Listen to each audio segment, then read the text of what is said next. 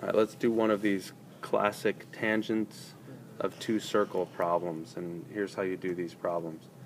The trick is to take this line right here. I'm going to draw a line in from here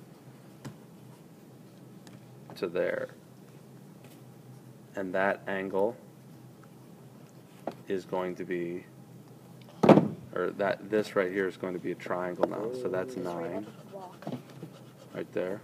Maybe make that a little brighter. That's 9 right there. Yeah. That distance is 9. So this distance up here is 3. What'd you get for your?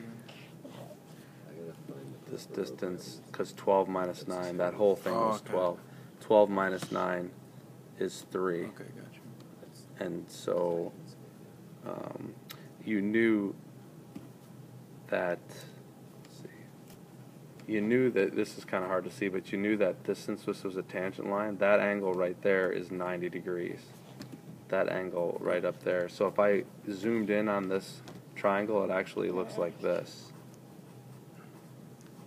That was my 90-degree angle right there. Okay. So I'm taking this little sliver of a triangle right there, and that distance x is the same as this distance x right here. Okay. So this is 3. They told us this was 25. So I have a right triangle, and the relationship is the squares of the sides equals the square of the hypotenuse. So since that's the hypotenuse across from the x, I solve that equation. So my equation is, or x equals 9 plus 625 equals x squared. So x equals the square root of 634. Let's do another example. So notice for this one we're given different things.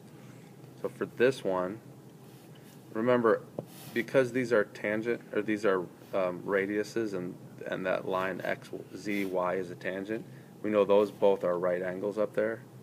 So I'm going to take right here and draw a line that goes like that, that makes that a triangle, that makes that a rectangle. I'm going to draw a line in that makes that a rectangle. That means this distance right here is, because the total radius was 3, that distance is 2, and this distance is 1. So my triangle that I'm dealing with is down here.